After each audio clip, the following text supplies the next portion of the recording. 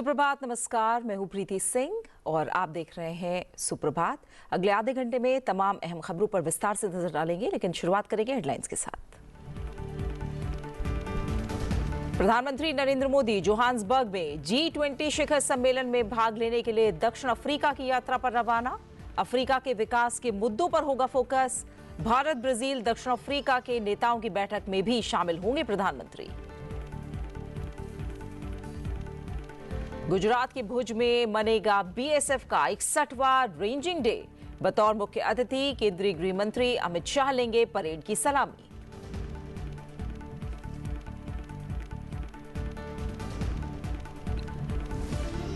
समुद्री इलाके की सुरक्षा, स्थिरता और सुरक्षित संचालन सुनिश्चित करना हमारी साझा जिम्मेदारी। कोलंबो सुरक्षा सम्मेलन में राष्ट्रीय सुरक्षा सलाहकार अजीत डोभाल का संबोधन। सम्मेलन के दृष्टिकोण और उद्देश्यों के प्रति भारत की प्रतिबद्धता दोहराई।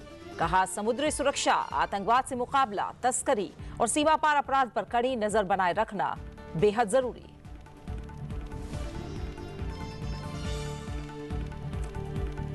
विदेश मंत्री एस जयशंकर ने नई दिल्ली में अफगानिस्तान की इंडस्ट्री और कॉमर्स मंत्री अलहाज नूरुद्दीन से की मुलाकात। दोनों देशों के बीच द्विपक्षीय संबंधों को मजबूत करने, ट्रेड और कनेक्टिविटी बढ़ाने, लोगों के बीच संबंधों को मजबूत करने पर हुई चर्चा।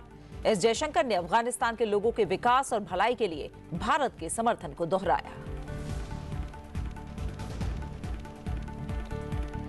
और विश्व मुक्केबाजी का फाइनल्स में भारत का दबदबा। स्टार मुक्केबाज निखत जरीन की अगुवाई में भारतीय महिला टीम ने 7 स्वर्ण पदक, जबकि पुरुष वर्ग में हितेश गुलिया और सचिन सिवाच ने स्वर्ण जीतकर भारत का ऊंचा किया परचम।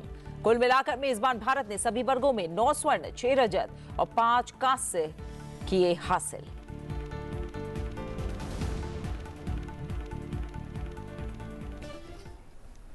प्रधानमंत्री नरेंद्र मोदी G20 शिखर सम्मेलन में भाग लेने के लिए आज दक्षिण अफ्रीका की 3 दिन की यात्रा पर रवाना हुए हैं।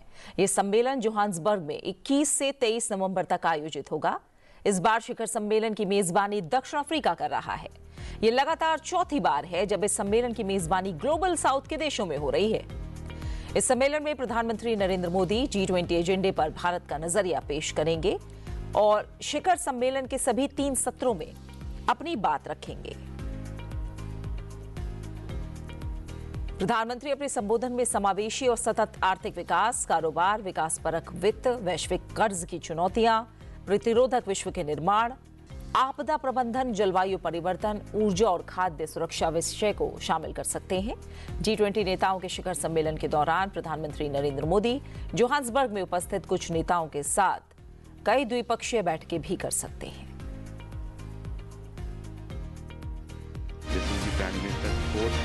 Visit to South Africa following his bilateral visit in 2016 and later for the 2 BRICS summits in 2018 and 2023. This is the first G20 summit that will be happening on African soil, and in that context will bring the spotlight on the development issues of Africa as also of the global south. It may also be recalled that it was during India's G20 presidency in 2023 that the African Union was inducted into G20 as permanent member.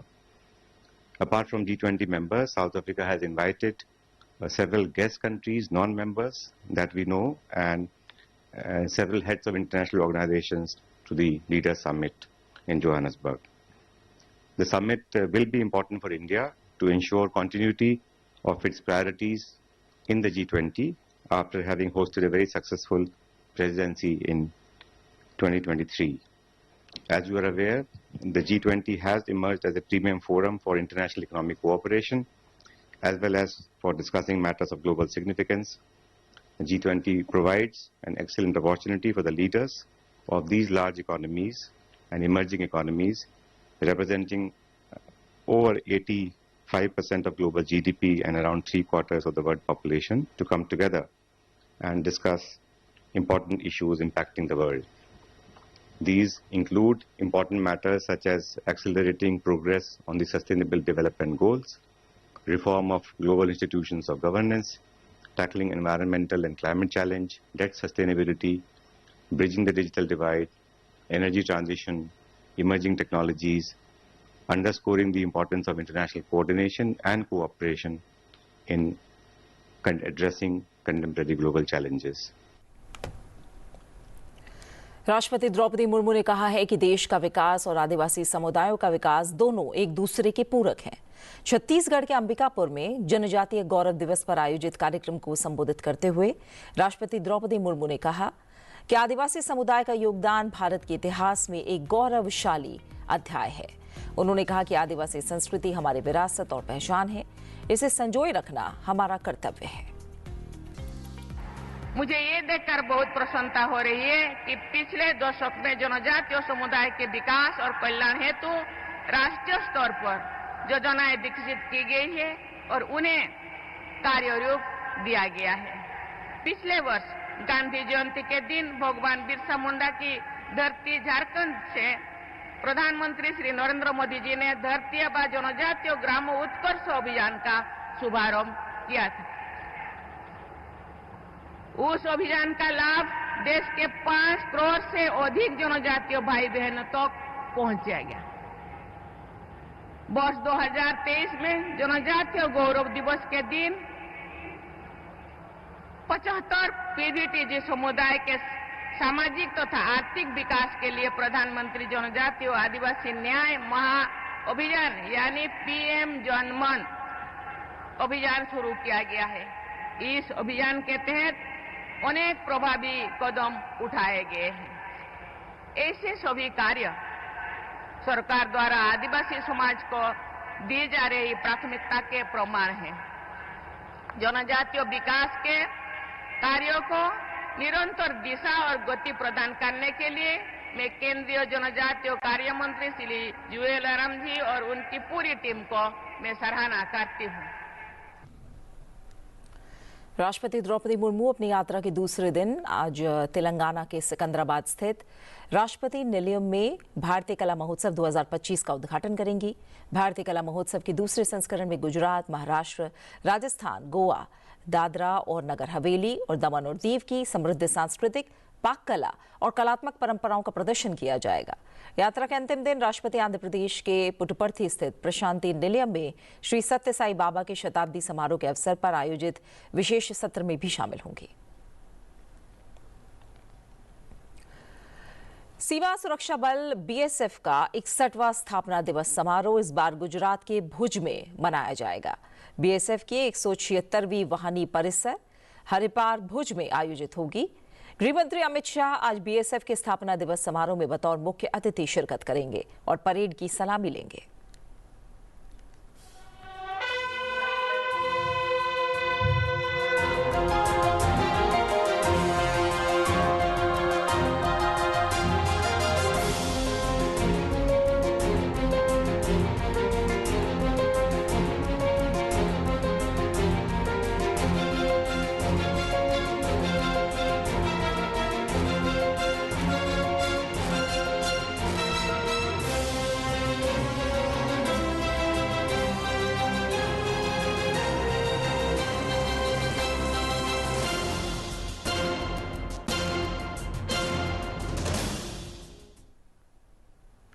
विदेश मंत्री S Jaishankar और अफगानिस्तान के industry और commerce minister Alhaj Nooruddin अजीजी ने गुरुवार को नई दिल्ली में एक बैठक की, जिसमें दोनों देशों के बीच ट्रेड, कनेक्टिविटी और लोगों के बीच संबंधों को मजबूत करने के तरीकों पर चर्चा की गई है। इस मीटिंग के दौरान विदेश मंत्री एस जयशंकर ने अफगानिस्तान के लोगों के विकास और भलाई के लिए भारत का सपोर्ट दोहराया। एस जयशंकर ने एक्स पर पोस्ट किया कि आज शाम नई दिल्ली में अफगानिस्तान के इंडस्ट्री और कॉमर्स मिनिस्टर अलहाज नूरुद्दीनी अजीजी से मिलकर खुशी हुई। हमारे ट्रेड, कनेक्टिविटी और लोगों के बीच संबंधों को मजबूत करने के तरीकों पर चर्चा हुई है। अफगानिस्तान के लोगों के विकास और भलाई के लिए भारत का सपोर्ट उन्होंने दोहराया।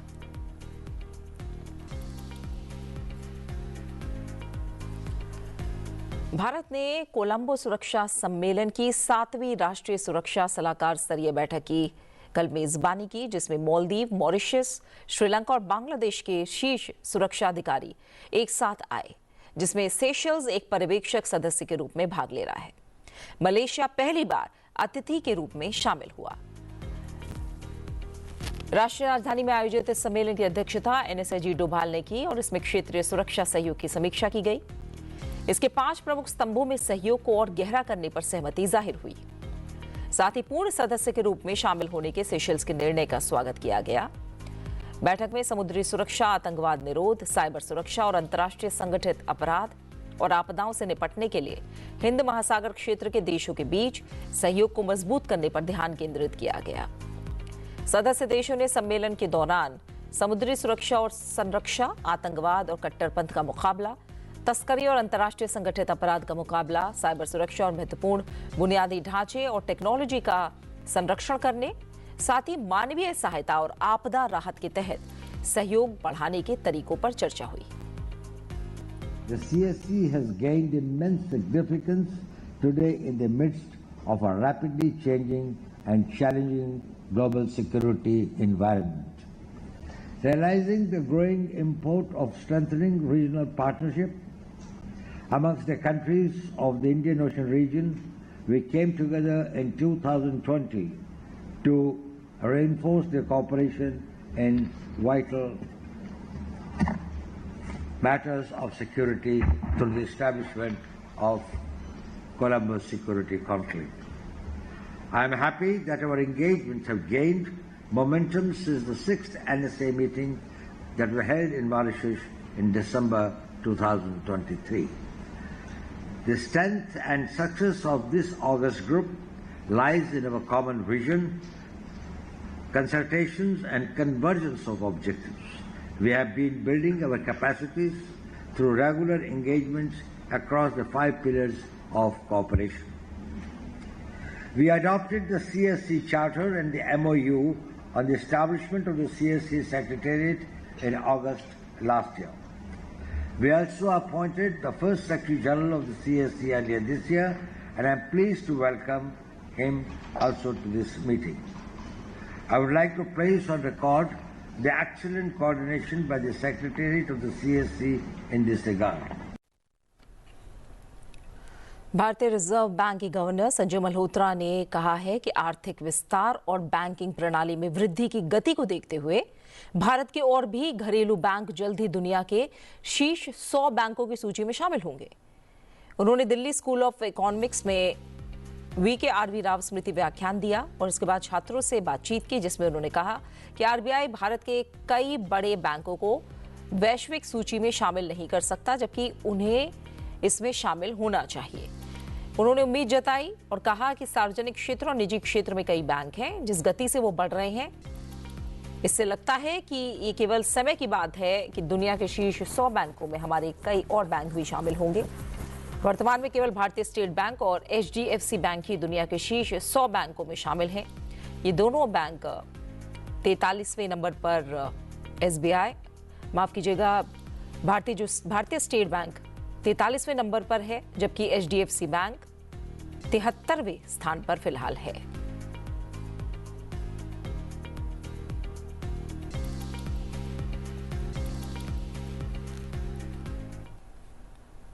केंद्रीय मंत्री जितेंद्र सिंह ने जम्मू कश्मीर के उधमपुर जिले स्थित सुपर स्पेशलिटी कमांड हॉस्पिटल का कल दौरा किया और 3 दिन के कैटरेक्ट कैंप के आयोजन के लिए सेना की सराहना की। उन्होंने कहा कि भारतीय सेना न केवल देश की सुरक्षा करती है, बल्कि जरूरतमंदों को हेल्थ केयर और मानवीय सेवाएं भी प्रदान करती है।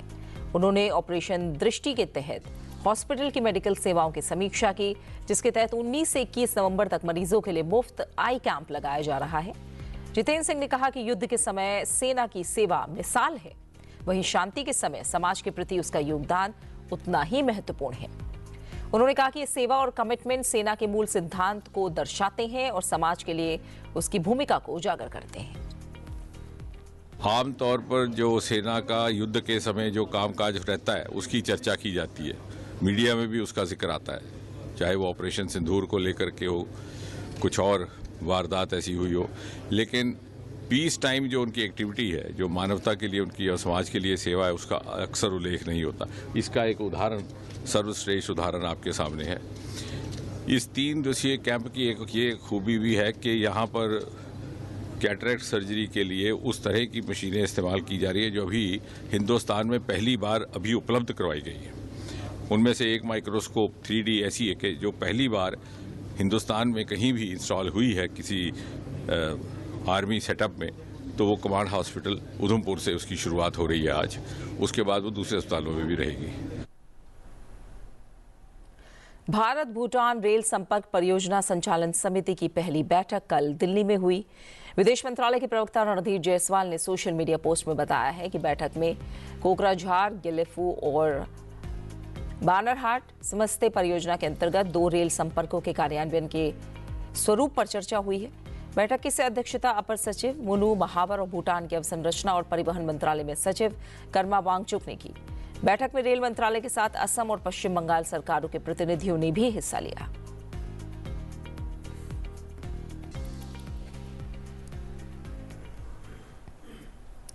छप्पनवां भारतीय अंतर्राष्ट्रीय फिल्म महोत्सव 2025 कल से गोवा में शुरू हो गया है। इस वर्ष के आयोजन की जो सूची है उसमें 15 प्रतिस्पर्धी और क्यूरेटेड सेगमेंट शामिल हैं। फिल्म महोत्सव का उद्घाटन गोवा के राज्यपाल पुसापति अशोक गजपति राजू ने किया। समारोह में मुख्यमंत्री प्रमोद सावंत और केंद्रीय मंत्री डॉक्टर एल मुरुगन भी मौजूद थे। राज्यपाल ने अन्य गणमान्य व्यक्तियों के साथ तुलसी के पौधे को जल अर्पित करके पर्यावरण संरक्षण के प्रतीक के रूप में कार्यक्रम की शुरुआत की। इसके बाद शानदार परेड के साथ महोत्सव शुरू हुआ। परेड में गोवा की सड़कों में भारत की सिनेमाई आत्मा की जीवंत झांकी दिखाई दी और एनएफडीसी की 50 साल पुरानी यादों को ताजा करने वाली प्रस्तुति हुई। भारत एक सुर के तहत 100 लोक कलाकारों ने राष्ट्र के कोने कोने के नृत्यों को एक ऊंची और गूंजती लय में पिरोया। बच्चों के चहेते पात्रों ने भी दर्शकों को पुरानी यादों और मनोरंजन से सराबोर कर दिया। महोत्सव में 80 से अधिक देशों के मेहमान और फिल्म निर्माता शामिल हो रहे हैं। इसमें भारत और दुनिया भर की 270 से ज्यादा फिल्में प्रदर्शित की जाएंगी। ये फिल्मोत्सव 28 नवंबर तक पणजी में चलेगा। इस भव्य आयोजन में स्क्रीनिंग के साथ ही कार्यशालाएं, मास्टर क्लास और फिल्म बाजार आयोजित होंगे जो देश के नए और उभरते फिल्मकारों के लिए बेहतरीन अवसर प्रदान करेंगे।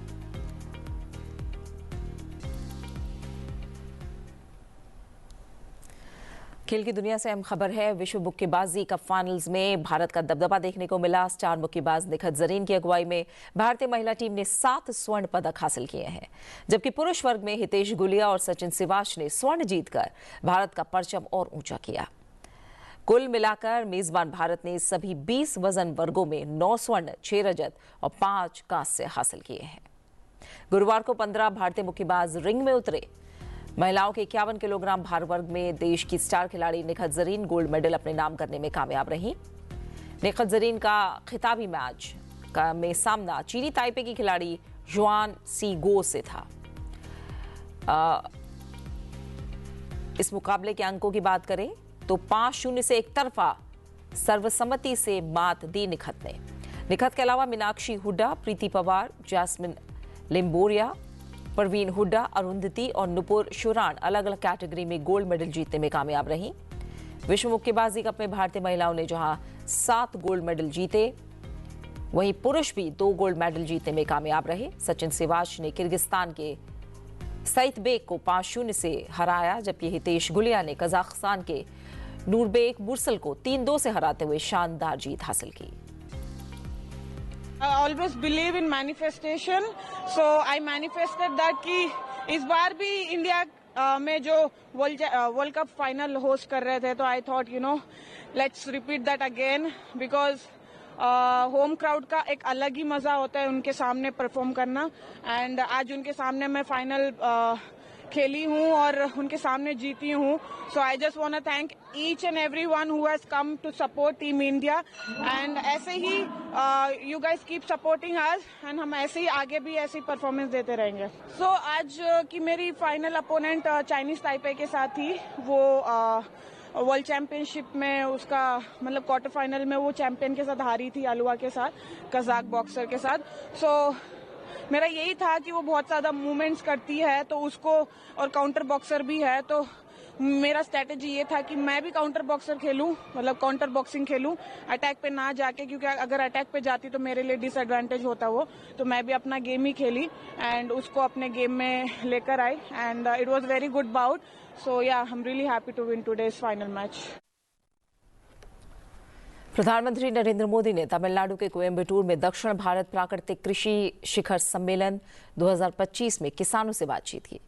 प्रधानमंत्री नरेंद्र मोदी ने धान की खेती में तमिलनाडु के प्रयासों की सराहना की। जाते जाते आपको दिखाते हैं इसी की कुछ झलकियां। फिलहाल मुझे दीजिए इजाजत और आप बने रहिए सनसेट टीवी के साथ। नमस्कार।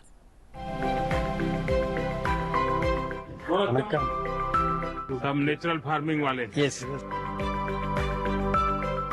This is solar dried banana. जो बनाना उतारने के बाद जो वेस्ट है उसका Yes, sir. क्या क्या करना है? All these are banana value-added products, and this is waste ये waste banana this is from banana waste. This is from banana value addition, sir.